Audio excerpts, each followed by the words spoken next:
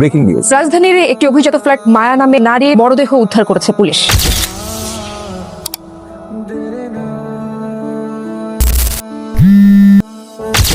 এবার গল্পে আসেন, আপনি কেন আপনার স্ত্রীকে খুন করলেন? আমি খুনি না স্যার, আপনি খুনি না, তাহলে আপনি কি? প্রেমিক। আমি ছিলাম একজন ফ্রিল্যান্সার। কিরে হঠাৎ ভিডিও কল? আরে বন্ধু একটা হেল্প কর না। কি help? আর কইস না, এই বাপদাদার জমি ভাগাভাগি আমার একটা ইমার্জেন্সি বাড়ি যেতে বলে। আমার নিয়ে যা কোনো লাভ নেই, আমি জমি জমা বুঝি। আরে তোরে যাইতে কইছে কে? শুধু আমার একটা কাজ করে দেব। কি কাজ? আমার একটা জুনিয়র কলিগ আছে মায়া, একটা ইম্পর্টেন্ট ফাইল দিতে। আমি তো এখানে একটা পড়ে গেলাম, তুই শুধু কালকা 12 করে একটা ফাইলটা পৌঁছে দিস সরি দোস্ত, পসিবল না। আমি আমার এক আমেরিকান ক্লায়েন্টের কাজ করি, আর্জেন্ট কাজ, $600 ক্যাপ। প্লিজ আরে কি মুশকিল, বন্ধু প্লিজ। নাম্বার দে। মায়া নামে একজনকে খুঁজছিলাম। ওই যে ওই আপুটা। গ্রিন অ্যাপল উইথ কফি, লাইফে ফার্স্ট টাইম দেখলাম, ভেরি ইন্টারেস্টিং। মায়া, কেমন আছেন আপনি? জি ভালো, বাট আমি যে মায়া আপনি জানেন কিভাবে? এমন মায়া নিয়ে তাকালেন, এখন আপনার নাম যদি মায়া না হয় তাহলে আপনি চাহনিটাই অনর্থক। Just kidding. আমি ফকার ফ্রেন্ড। ফখা? ফখা কে? ফকর, আমি আদর করে ফকা ডাকি। ফখা নাইস নেম। ফখা ভাই ফ্রেন্ড সাদাত ভাইয়া। দিন কি? 5 ও হ্যাঁ, এই যে অলমোস্ট সব টপ কোম্পানির ইনফরমেশন আছে, থ্যাঙ্কস টু ফকরুল ভাই। লেভেলের কোনো কোম্পানি জব পেয়ে যায়। ভালো থাকবেন। কষ্ট করে এই ফাইল কিনে নিয়ে আসলো। No thanks, no gratefulness, nothing. Extremely sorry, তোকে থ্যাঙ্কস বলা হয়নি। Thank you. কি হলো?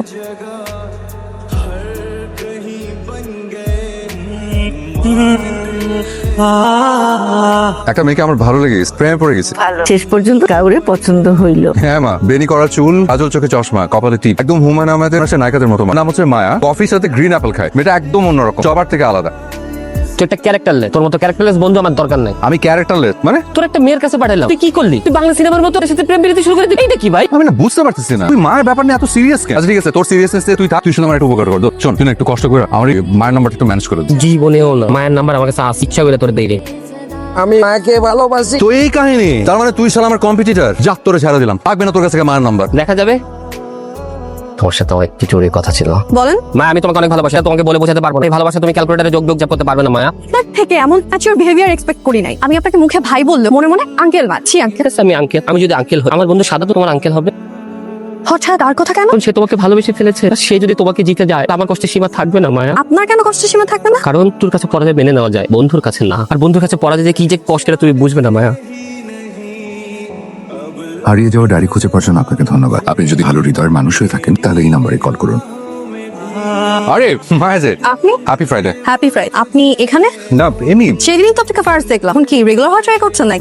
কফিটা কিন্তু খুব ভালো লাগছে। বিশাল কফি লাভার।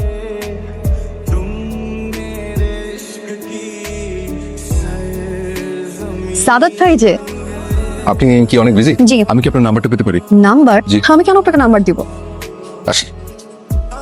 হ্যালো, আপনি কি মাইন্ড করলেন? কে বলছেন? ভালো হৃদয়ের মানুষ।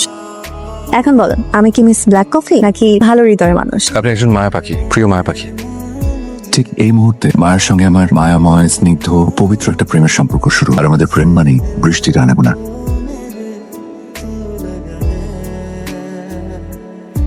ফুপির একটা বয়ফ্রেন্ড হয়েছে। বলে কি, আল্লাহ এইবার যেন আমার মেয়েটার বিয়ে হয়ে যায়। আমার একটা বয়ফ্রেন্ড লাগবে। নিচে বসলেন কেন? প্রপোজ করতে গেলে এভাবে বসতে হয়। মানে? মিস ব্ল্যাক কফি, তুমি কি আমাকে মিস্টার ব্ল্যাক কফি হওয়ার একটা চান্স দেবে? ছেলের যে বয়সে মেয়েদের পেছনে ঘুরঘুর করতো, যে বয়সে আমি কম্পিউটারের পেছনে ঘুরঘুর করেছি। কম্পিউটার সায়েন্সের স্টুডেন্ট তো, কখনো কাউকে ভালোবাসার সময় পাইনি।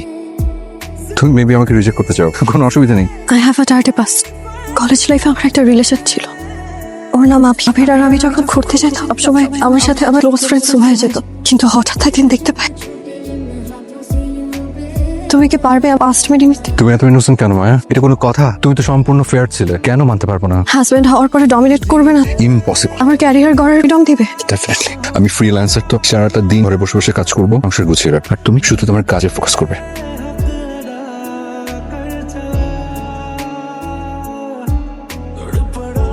চমৎকার একটি প্রেম ছিল আমাদের, সহজ সরল এবং সুন্দর একটি প্রেম। একদম পুরো দস্তুর, মধ্যবিত্ত স্বাদের প্রাণের। আপনি কেন মায়াকে খুন করেছিলেন? ভালোবাসার মানুষকে খুন করা যায় না স্যার, আমি খুন করিনি। তাহলে কে খুন করেছে? স্যার আপনি কি শিওর যে মায়া খুনই হয়েছিল? গুড। আপনাদের বিয়েটা কি দুই পক্ষের সম্মতিতেই হয়েছে? জি স্যার, দুই পরিবারের সম্মতিতেই আমাদের বিয়ে হয়েছিল। আপনাদের বিয়েতে কি আপনার বেস্ট ফ্রেন্ড, প্রিয় বন্ধু এসেছিল? জি স্যার, ছবিও তুলেছিল।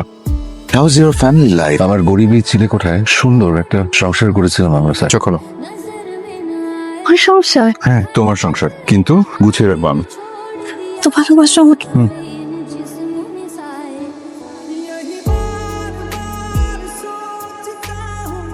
চাচা আপনি কিছু নিচ্ছেন না? হ্যাঁ নিচ্ছি। সব খাবার কিন্তু দারুণ মজা হয়েছে। হ্যাঁ মা, অনেক মজা হয়েছে। আমার ছোট বোনটা যে ভালো রান্না করতে পারে বিশ্বাসই হচ্ছে না। আমি না সব রান্না সাদাত করেছে। তাই নাকি? ট্রাই করলাম আর কি একটু। আমার আওলা ঝাওলা ছেলেটা আমি গোছানো বানাইছো, আল্লাহ তোমার ভালো করুক মা। দোয়া করবেন মা। টোনাটুনির সংসার খুব ভালো লাগছে। Happy Friday. কি হয়েছে? আমার ড্রিম সাকসেস। গোল্ডেন এরা গ্রুপে আমার জব হয়েছে। HR officer. সিরিয়াসলি? এটাই ছিল আমাদের জীবনের শেষ মিডল ক্লাস সেন্টার। এরপর আর কোনোদিন আমরা এমন রেগুলে আনন্দ উল্লাস করতে পারি যে মায়ের টানে তিলে তিল সংসার গড়ে উঠেছিল, সে মায়ের ঘর কেটে যেতে থাকে। সাদাত, তুমি তো আগের থেকেও বেশি ইনকাম করছো। আমি আমার ড্রিম জবে জয়েন করব, স্যালারিও অনেক বেশি পাবো। মানুষ এভাবেই আস্তে আস্তে উপরে ওঠে। আর আমি উপরে উঠতে উঠতে হাঁপিয়ে যাচ্ছি। মানে তুমি তো বাসায় বসে কাজ করো সবসময়, আমার কষ্ট বুঝবে কিভাবে? আমাকে তো রেগুলার অফিসে যেতে হয়, বারবার সিঁড়ি দিয়ে ওঠানামা, আমার তো কষ্ট হয়। চলো আমরা এই বাসাটা চেঞ্জ করে ফেলি। কি বলো? আমরা এর থেকেও সুন্দর বাসা নিব, আরো নিট অ্যান্ড ক্লিন, দামি ফার্নিচার, বেটার ফ্যাসিলিটি, অবশ্যই লিফট থাক। মায়া, আসলে এই বাসাটাতে আমি এতদিন ধরে আছি, এত স্মৃতি এই বাসাটাকে নিয়ে। আমার অনেক কিছু, আমার প্রথম উপার্জন, আমাদের দুজনের সংসার। তাছাড়া বাড়িওয়ালা চাচাকে দেখো না, আমাকে কত ভালোবাসে। বোঝা যায় যে উনি বাড়ি আর আমি ভাড়াটিয়া। তুমি তো ইমোশনাল হয়ে যাচ্ছ কেন? আমি তো একটু ইমোশনালি। এটা কি তোমার কেনা বাসা? আর তাছাড়া আমাকে আজীবন এই বাসায় থাক, আমি যেখানে জয়েন করবো আমার একটা স্ট্যাটাসের ব্যাপার আছে, তুমি না আমাকে বুঝোই না। মায়ের মুখে সেদিন ফার্স্ট শুনলাম স্ট্যাটাস। ওনাকে স্ট্যাটাস দরকার, দামি অফিসে জয়েন করবে, দামি মানুষের সঙ্গে মিশবে, তাই নাকি স্ট্যাটাস দরকার। বাসাটা পাল্টে ফেললে 3 মাস সংসার করার পর বাসাটা ছেড়ে দিতে বলা। মায়া কিছু বিক্রি করে দিয়েছিল, নতুন ফ্ল্যাটে সবকিছু বেমানান ছিল। এই দুটো সেন্টিমেন্ট থেকে বেরিয়ে আমরা একটু জাতে উঠলাম। হাজদানিং home, 1800 square feet, drawing, dining, kitchen, বারান্দা রুম। আর হ্যাপি দে।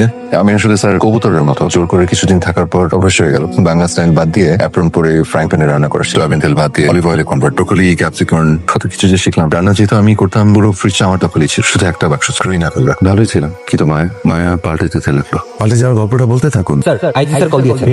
মনের মধ্যে চুলকানি নিয়ে চলে যাচ্ছি। মায়ের পাল্টে যাওয়ার গল্পটা কাল শুনবো।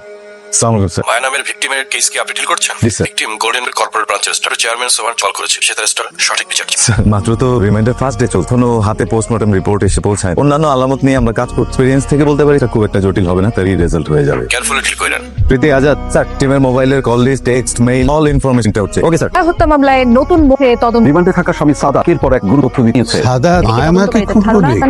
এটা বিশ্বাসযোগ্য।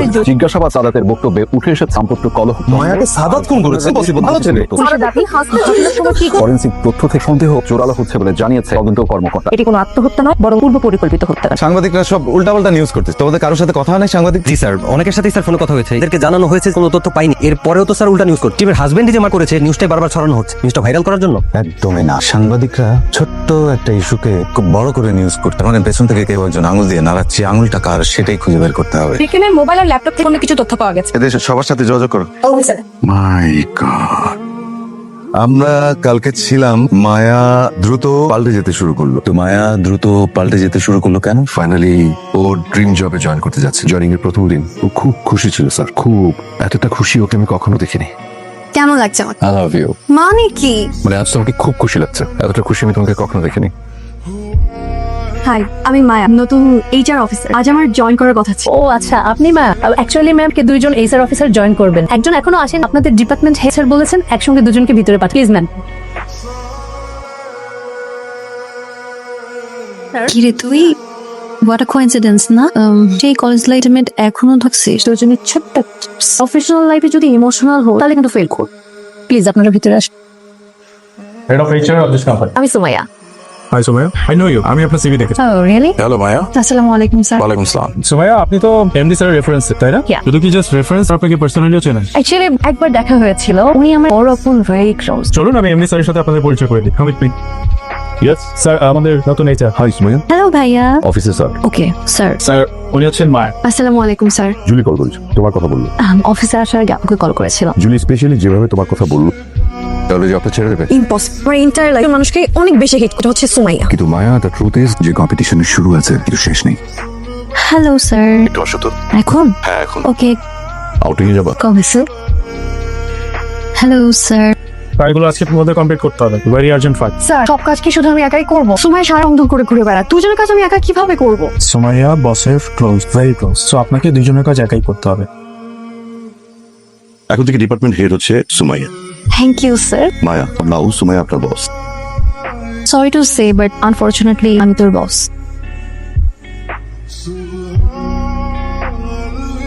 এই মায়াকে আমি কখনোই ভালোবাসিনি। আমি ভালোবেসেছিলাম খুব মায়াবী এক মায়াকে, আমি যার নাম দিয়েছিলাম মায়া পাখি। Hello, come inside. জি স্যার। মায়া একটু রুমে এসো তো। আমার মায়া পাখিটা এভাবে প্রতিদিন একটু করে মরে গিয়ে জন্ম নিচ্ছিল এক কর্পোরেট মায়া। কিন্তু আমি আমার মায়া পাখিকে খুঁজে ফিরছিলাম, যাকে আমি আমার সব কিছুতে ভালোবেসেছিলাম, আঁকড়ে রাখতে চেয়েছিলাম।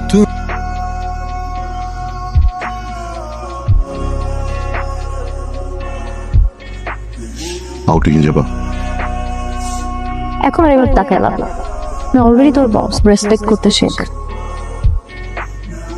স্যার কবে? Next Friday. ওকে। প্রতিটি ফ্রাইডে ছিল আমাদের জীবনে স্পেশাল।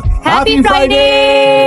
হ্যাপি ফ্রাইডেতে মায়া তার বসের সাথে আউটিং এ যেতে রাজি হয়ে গেল। সবচেয়ে কষ্টের বিষয় ছিল সেই ফ্রাইডেটা আমাদের ফার্স্ট ম্যারেজ ছিল। মা শোনো, 23 তারিখে সকালবেলা চলে আসবে, সকাল আসবে, বুঝছো? 24শে ফেব্রুয়ারি 2023 ফ্রাইডেতে আমরা বিয়ে করেছিলাম। তো নেক্সট ফ্রাইডে ফেব্রুয়ারি 24 রাত 12টার ফার্স্ট ম্যারেজ ডে। আমি গোপনে কেক কাটার প্ল্যান সাথে। আমি তো ভেবেছিলাম আমার ম্যারেজের কথা ভুলেই গেছে। ও কি উল্টো এখন আমাকে সারপ্রাইজ দেবে? মনে হয় আমাকে সারপ্রাইজ দেওয়ার জন্যই ওর সাথে। কি এত সাজগোজ? অফিসের কাজে একটু বাইরে যাচ্ছি। তুমি বাইরে যাচ্ছ? হ্যাঁ আজকে তো ফ্রাইডে। হ্যাঁ, ফ্রাইডে অফিসের জরুরি কাজ আছে। মানে কোথায় যাচ্ছ? গাজীপুর। গাজীপুর? কখন ফিরবে? চলে আসবো। সুমাইয়া, তুমি আমাকে বারবার ফোন করছো কেন? আপনি কি মায়ের সাথে? তুমি কি আমাকে চার্জ করছো? আগে বলেন আপনি কি মায়ের সাথে কিনা? আমি যার সাথে ইচ্ছা তার সাথে। তোমার ফোনটা রাখো। আর একটু পরেই কাটবো। কোথায় গেছে বলো? ও বিটু ওই যে অফিস থেকে বাইরে গেছে, চলে আসবে মা। মেয়েটাতে কেন এমন করলো? হ্যালো, মায়া, অলমোস্ট 12টা বাজছে, তুমি কোথায়? তোমাকে না আমি বলেছি অফিসের কাজে গাজীপুর। এত রাত পর্যন্ত সাদা সময় এইসব কথাবার্তা আমার ভালো লাগে। আমাদের ফার্স্ট অ্যানিভার্সারি, রাত 12টার সময় কেক কাটবো ভেবেছিলাম, এখানে জ্বর করেছিলাম। Fucking middle class sentiment. রাত অনেক হল, যাই বাসায় এসো বৌমাদি নিয়ে।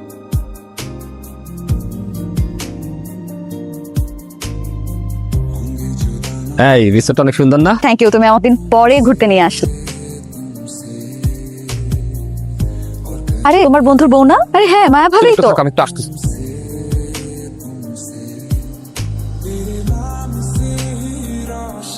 ফখরুল ভাই, আপনি? কাউকে পেয়েছো? কেউ নেই। আমার আগের অফিসার কলিগ। এসো ভিতরে। মাই হট অ্যান্ড সিডল। কি হচ্ছে? লোকটা আমার হাজব্যান্ডের ফ্রেন্ড। সাদা সব জেনে যাবে। আই ডোন্ট নো আমি কিভাবে ওকে ফেস করব। বয়তে আমার একটা ফ্ল্যাট ফাঁকাই পড়ে আছে, আমাকে দিয়ে দিলাম, উঠে যাও। কি করবা? আদাত ভাইকে কি জানাবা? জানাবো না মানে? অবশ্যই জানাইতে হবে। বিশ্বাস করো, সাদাত খুব ভালো একটা মানুষ, ওর সাথে এরকম চিট করবে? আমি তোমার অফিসের নিচে। গাজীপুরে তোমার নতুন প্রজেক্ট কেমন চলছে? সবই তো জান, স্ট্রেট কথা বলো। ভাই, আমি সবকিছু ভুলে যাবো, তুমি জাস্ট সবকিছু ছেড়ে আমার কাছে ফিরে আসো প্লিজ। তুমি চাইলে আমাকে ডিভোর্স দিতে পারো, কিন্তু আমি ফিরবো না। এই মুহূর্তে আমার প্রিয় মায়া পাখিটা মারা গেল, শুধু অপেক্ষা করবো ফিরে আসার অপেক্ষায়। কনগ্রাচুলেশনস মায়া।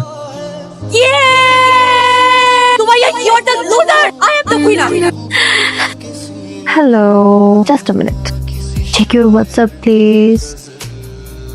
তোমার আর আমার picture, very very close picture. কি চাপ? তাহলে মাকে অফিস থেকে ফায়ার করব। ওকে ডান। স্যার আপনি কি বলতেছেন? আমি আমার রিলেশন, সংসার, আমার এই সব কিছু ডিস্ট্রয় করে ফেলতে এখন ফায়ার করতেছেন? আমরা সুমাইয়াকে রাখছি। এটা office, just get out. I said get out.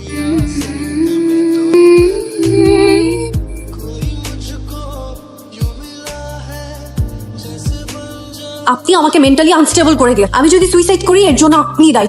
তো ভিতরে গিয়ে দেখি। মায়া, রাতের ঘটনা সম্পর্কে আমাদেরকে বিস্তারিত বলেন।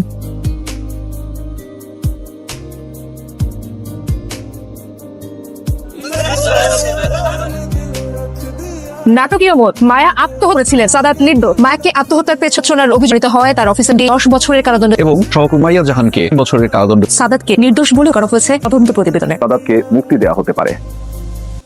আমি ওকে ভালোবাসি স্যার।